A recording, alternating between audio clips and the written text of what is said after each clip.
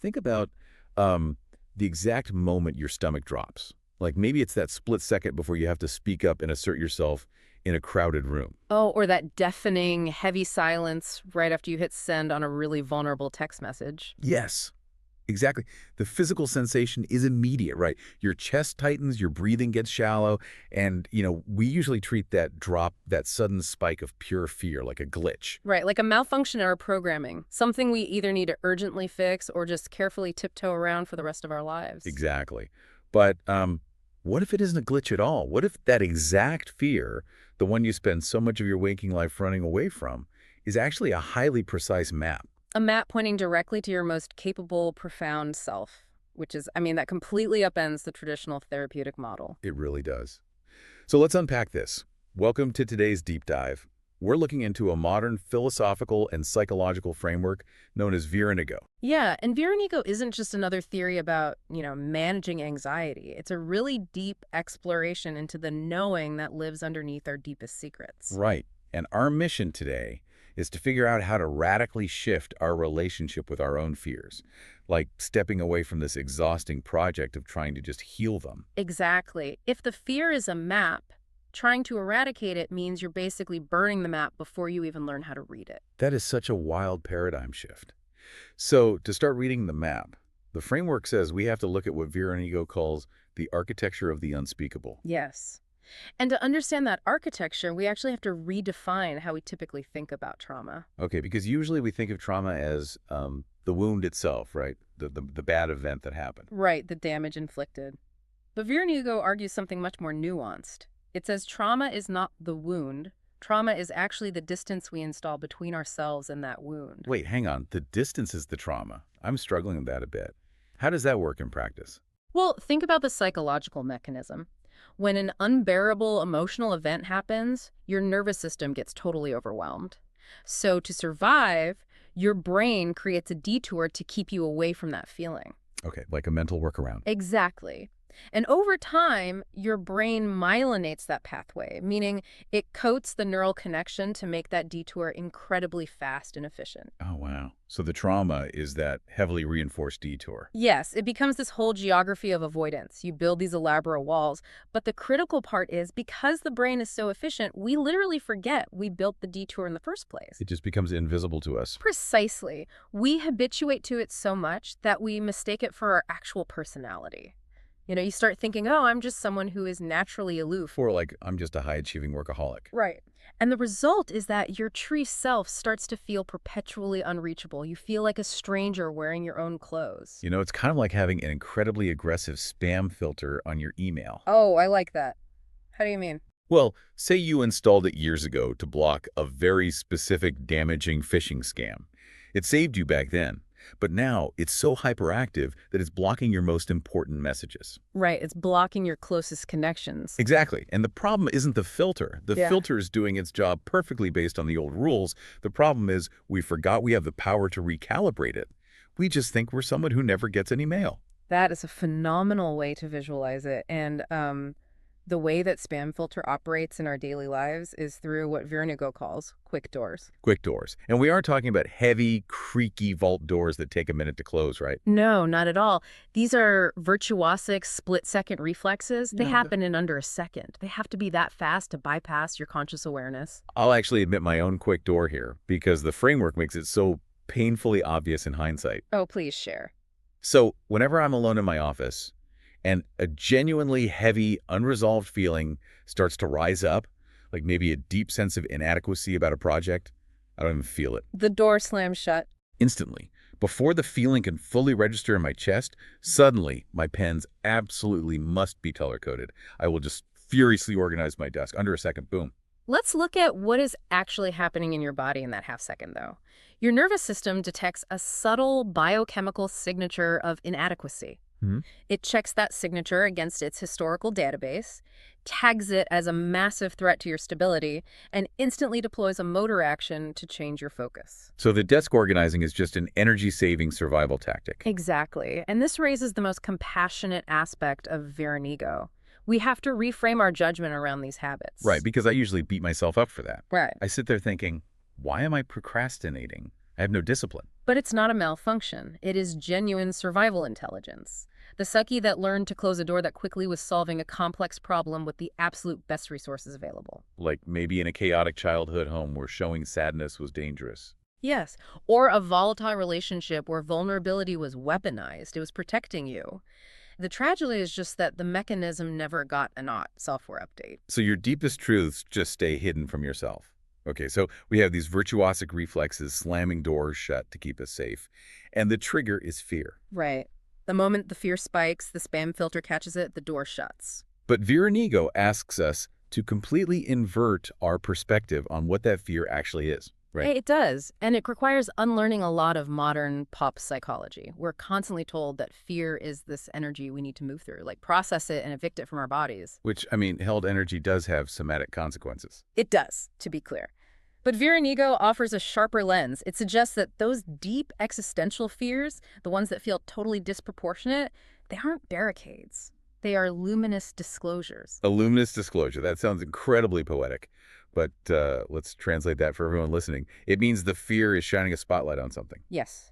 It's the X on the map. It's the exact address. Okay, so what does it point to?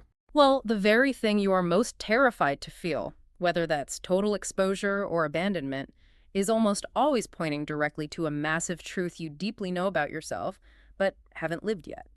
I need to push back on this a little just to make sure I'm getting the boundaries right. Go for it. Are you saying that if someone is terrified of public speaking, they aren't actually afraid of being humiliated, but they're secretly hiding some massive gift for oratory?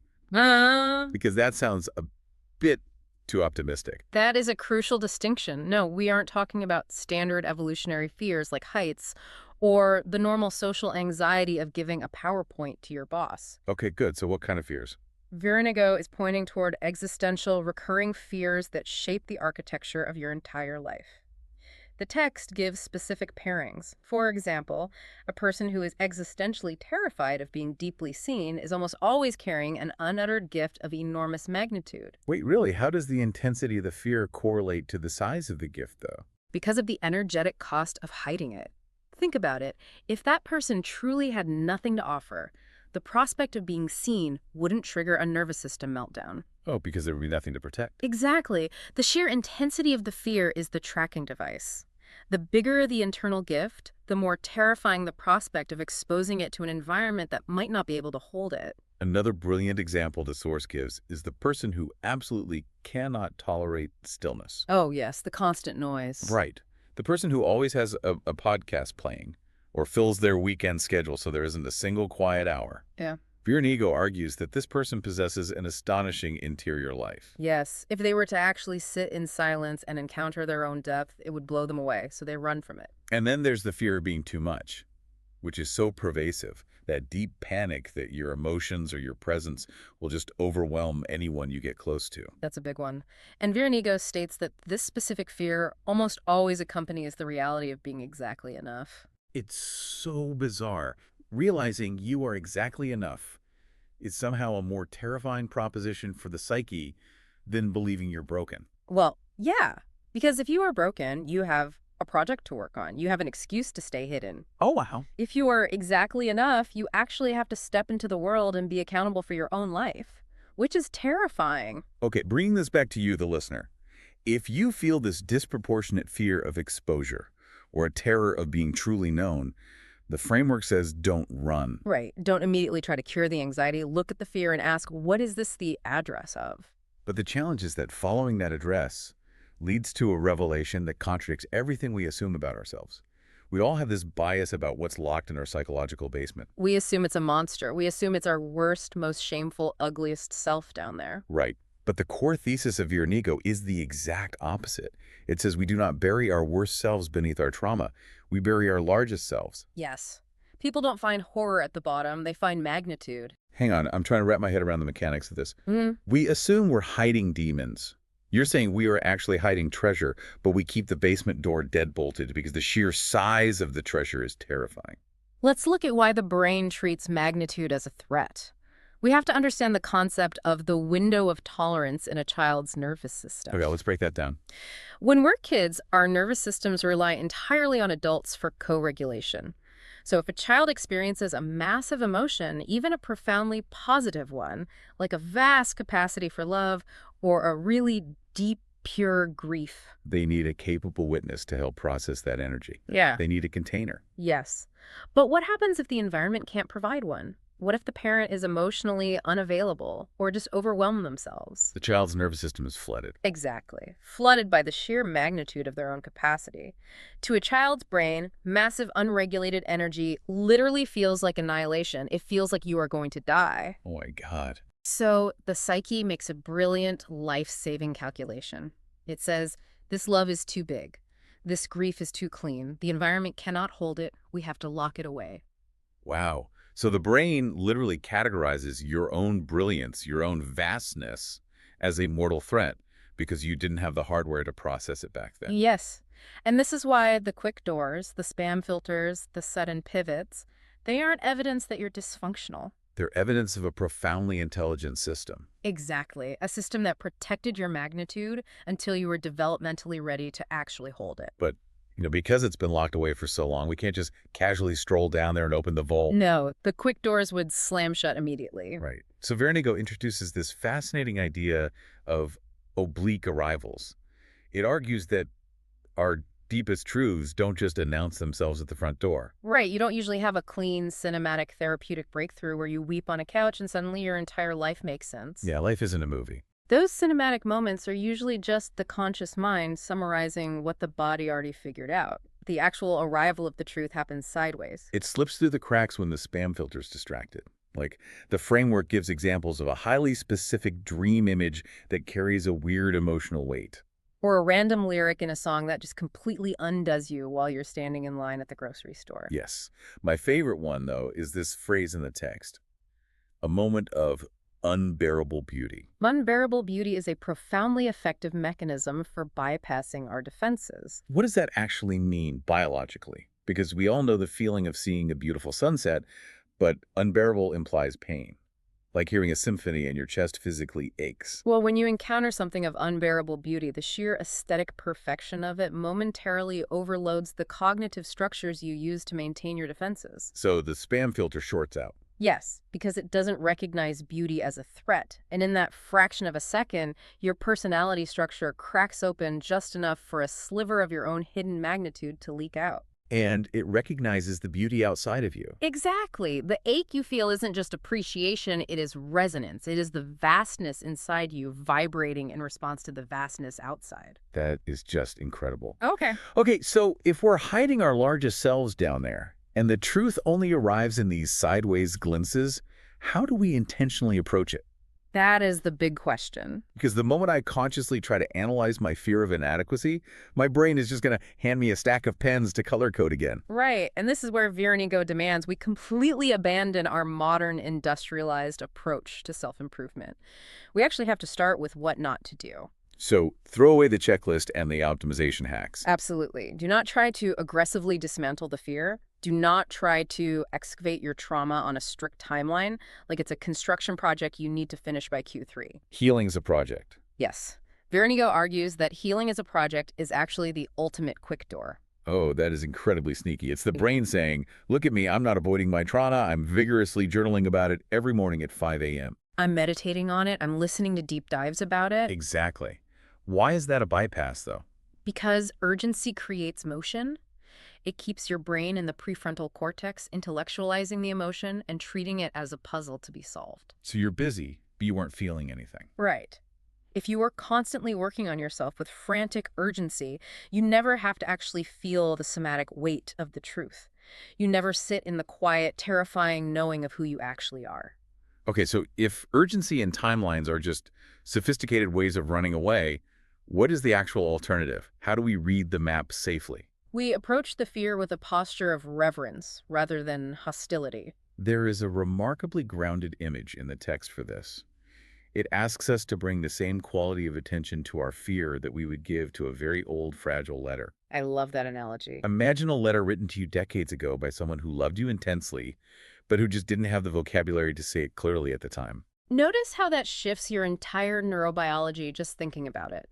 You wouldn't rip open a fragile letter from a loved one and demand that the contents immediately optimize your morning routine. No, you wouldn't judge the messy handwriting. You would hold it gently. You'd read it patiently. You would ask the fear, what are you the address of? What is the knowing you are standing in front of? I have to inject a reality check here, though, Mm, because I'm listening to this and I know human nature. We desperately want the quick fix. we really do. We want to read the metaphorical letter, have a good cry, integrate the emotional lesson, and be a completely actualized person by Monday morning. Right, checking it off the list. But Viranigo explicitly states that the most courageous thing you can do is to simply let the knowing be known for a moment without trying to immediately integrate it. You just let it exist. Yeah. That sounds excruciatingly difficult. It is difficult because it requires entirely relinquishing control over the outcome. And this brings us to the ultimate prescription of Viranigo, courageous curiosity. Courageous curiosity. Yes, it isn't a destination or a cure.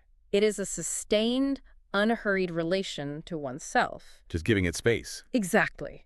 It's creating a space where the knowing underneath all those secrets is allowed to gradually acclimate to the light it was always meant to inhabit. A sustained, unhurried relation to oneself. I mean, that really is the thesis of this entire deep dive. We've mapped out some radically different terrain today. We really have. Going from seeing our personality as just the scar tissue of old avoidance to recognizing our quick doors as brilliant survival instincts. And we've learned to stop viewing fear as a barrier. We can start reading it as a luminous disclosure, a tracker pointing straight to our unlived potential. The door to your deepest self was never actually locked. No, we've just been sprinting past it for years, terrified of the supposed monsters in the basement. But the door was just waiting for us to stop running. To stop color-coding the pens. Yes, to stop deflecting with a joke. And when you finally do approach that door with reverence, what lies behind your trauma isn't the worst of you, is the most of you. And it always has been. That is such a profound realization to carry forward. The magnitude was always yours. So, for you listening, as you go about your day-to-day and you inevitably catch yourself reaching for your phone to shut a quick door on a rising emotion, I want to leave you with one final thought to explore on your own. If your deepest fear has spent your entire life acting as a faithful, hyper-vigilant guard standing outside the door to protect your greatest magnitude, what happens to that guard once you finally open the door and accept your largest self? That is the question. Does the fear simply vanish? Or does all of that fiercely protective, brilliantly adapted energy transform into something else entirely for you to use?